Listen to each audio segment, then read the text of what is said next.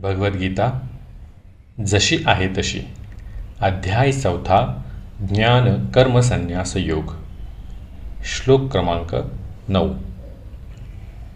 जन्म कर्म च मे दिव्यमेवं यो वेत्ति तत्त्वतः त्यक्त्वा देहं पुनर्जन्म नैति मामेति सोऽर्जुन। शब्दार्थ जन्म जन्म कर्म कर्म च सुद्धा मे माझे दिव्यम दिव्य एवं याप्रमाणे यहा जो वेत्ती जाणतो तत्वतः तत्वतः किंवा यथार्थ रूपाने त्यक्त्वा सोडून देहम हा देह पुन्हा पुन्हा जन्म जन्म न कधीच नाही एती प्राप्त करतो माम मला एती प्राप्त करतो सहा तो अर्जुन हे अर्जुन। भाषांतर जो माझ्या जन्माचे आणि कर्माचे दिव्य स्वरूप जाणतो तो देहत्याग केल्यानंतर या भौतिक जगतात पुन्हा जन्म घेत नाही, तर हे अर्जुना तो माझ्या शाश्वत धामाची प्राप्ती करतो।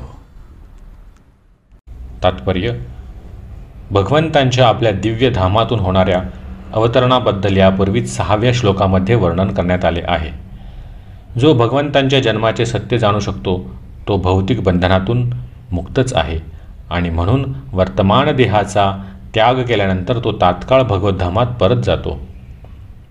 भौतिक बंधनातून जीवाची होणारी अशी मुक्ती सहजपणे मुळीच साध्य होत नाही। निर्विशेषवादी आणि योगी त्यांना अतिशय क्लेश सोसल्यानंतरच आणि अनेकानेक जन्मानंतरच मुक्ती प्राप्त होते। यानंतरही भगवंतांच्या निर्विशेष ब्रह्मज्योतीमध्ये विलीन होण्याची जी मुक्ती त्यांना प्राप्त होते ती केवळ आंशिक मुक्ती असते आणि अशा मुक्तीत भौतिक जगतात पुन्हा परतून येण्याची शक्यता असते।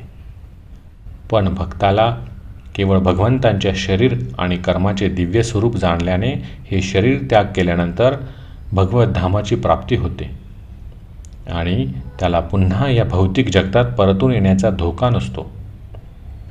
ब्रह्मसंहितेमध्ये सांगण्यात आले आहे की भगवंतांची अनंत रूपे आणि अनंत अवतार आहेत।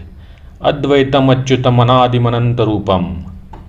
भगवंत जरी अनंत दिव्य रूपे धारण करीत असले तरी ते श्री भगवंत अद्वयच आहेत हे सत्य जरी ज्ञानीजन आणि सांसारिक पंडितांच्या आकलनापलीकडे असले तरी मनुष्याने ते दृढ विश्वासाद्वारे जाणून घेतले पाहिजे। वेदांमध्ये पुरुषबोधिनी उपनिषद सांगितल्याप्रमाणे एको देवो नित्यलीलानुरक्तो भक्तव्यापी हृद्यंतरात्मा। एकच भगवंत आपल्या विशुद्ध भक्ताशी लीलानुरक्त होण्यासाठी नित्य दिव्य रूपे धारण करण्यात मग्न असतात। या वेदप्रमाणांना स्वतः भगवंतांनी गीतेतील या श्लोकामध्ये पुष्टी दिली आहे।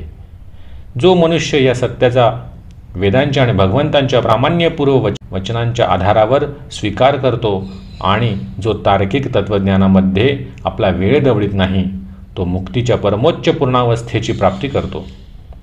या सत्याचा केवळ विश्वासपूर्वक स्वीकार केल्याने मनुष्य निश्चितपणे मुक्तीची प्राप्ती करू शकतो। वास्तविकपणे तत्वमसी हे वैदिक वाक्य या बाबतीत लागू पडते।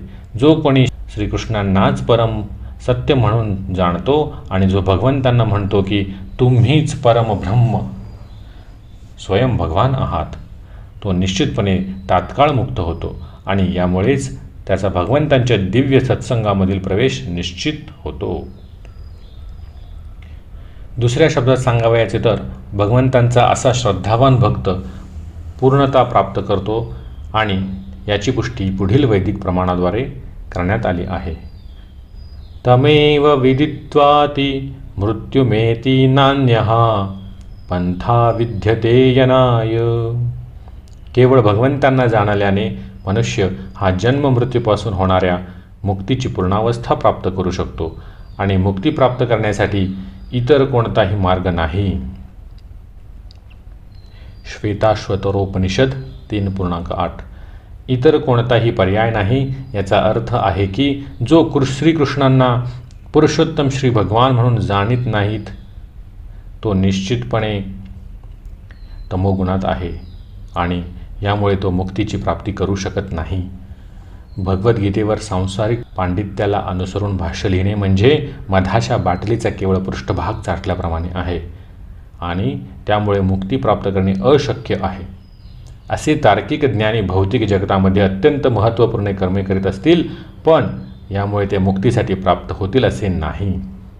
अशा अहंकारी सांसारिक विद्वानांना भगवत भक्ताची अहेतुकी कृपा होईपर्यंत वाट पाहावी लागेल. म्हणून मनुष्याने श्रद्धा आणि ज्ञानाच्या आधारे कृष्ण भावनेचे अनुशीलन करून मुक्ती प्राप्त केली पाहिजे. श्लोक क्रमांक 9 समाप्त. हरे कृष्ण कृष्ण कृष्ण हरे हरे, हरे राम राम राम हरे हरे.